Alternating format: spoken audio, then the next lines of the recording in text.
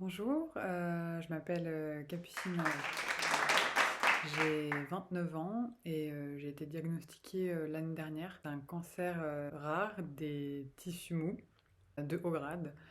Ça a été, euh, ça a été le choc énorme, la vie qui bascule, et puis l'angoisse énorme, la peur de mourir, et les traitements qui vont commencer rapidement. Et voilà, ça a été un énorme bouleversement. Donc c'était en octobre 2021, le diagnostic. J'ai eu des traitements longs et très lourds. J'ai fait 6 mois de chimiothérapie. Ensuite, j'ai eu une opération, puis de la radiothérapie. Et j'ai terminé donc les traitements fin août 2022.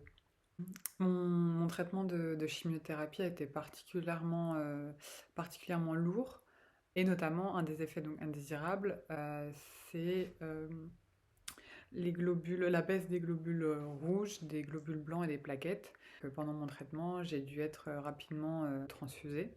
Là où ça a commencé à être compliqué pour moi, c'était un peu après Noël. Ça a été très très compliqué. Ça veut dire que je tenais plus du tout sur mes jambes. Juste le simple fait d'essayer de me lever, j'étais essoufflée. Je pouvais, oui, en effet, plus du tout me déplacer. Si je marchais un peu, j'avais la tête complètement qui tournait. Je devais me tenir au mur, aux portes. Enfin voilà, ça a été, enfin, ça a commencé crescendo, mais ça a commencé comme ça. Je devais rentrer à l'hôpital le lundi, et en fait, clairement, je ne tenais plus du tout sur mes jambes. Même descendre de chez moi, ça a été très très très compliqué. Et voilà, je me suis retrouvée dans une situation quand même extrême. Ça veut dire que j'étais allongée par terre dans la rue, je pouvais plus me lever, et je vomissais en même temps par terre. Alors heureusement, mon père était avec moi, enfin j'avais toujours quelqu'un avec moi. Voilà, et j'étais incapable de me relever et de me rendre à l'hôpital. Alors je ne sais plus comment finalement j'ai pu monter dans la voiture. Je suis arrivée à l'hôpital pour ma chimiothérapie. Il était bien sûr pas question de me faire une chimiothérapie vu l'état dans lequel j'étais, mais j'ai compris qu'on allait donc me transfuser. On m'avait prévenu que ça arriverait parce que j'ai une chimiothérapie qui est très lourde. En revanche, voilà, là, c'était la première fois, et le fait que ça se concrétise, ça m'a un peu apeurée, on va dire. Et quand j'ai vu quand même les poches de sang arriver, enfin, ça faisait vraiment, peut-être bizarre de dire comme ça, mais un peu poche de viande avec du sang. Enfin, sur le moment, ça m'a assez rebutée. Je me suis dit, mais on va me mettre ça à l'intérieur de moi, ce n'est pas mon sang, c'est les cellules de quelqu'un d'autre. Voilà, sur le moment, j'étais assez impressionnée. Et, euh, et j'ai posé beaucoup de questions à l'infirmière pour savoir voilà, comment ça se passait. Je comprends que donc une poche de sang, c'est un donneur, c'est le sang d'une personne. Et donc là, tout de suite, ça a pris aussi une autre dimension. Et j'ai été extrêmement touchée et émue à ce moment-là, parce que j'étais dans un état compliqué, très très dur. Et, et en fait, je me disais, il y a des personnes qui, quelques jours avant, peut-être quelques semaines, quelques heures, qui ont fait la démarche voilà, prendre leur temps et d'aller donner leur sang, de faire un don qui est totalement gratuit, où ils reçoivent rien en retour, et où c'est juste un acte juste d'humanité. Ah, je suis émue. Un acte d'humanité incroyable où voilà, il n'y a rien en échange. Et, euh, et voilà, je me disais, je recevais le sang d'abord de cette première personne. Une pochette, ça met 1h30 à être transfusée. Et du coup, j'ai dit à l'infirmière, et j'étais assez en larmes parce que assez émue.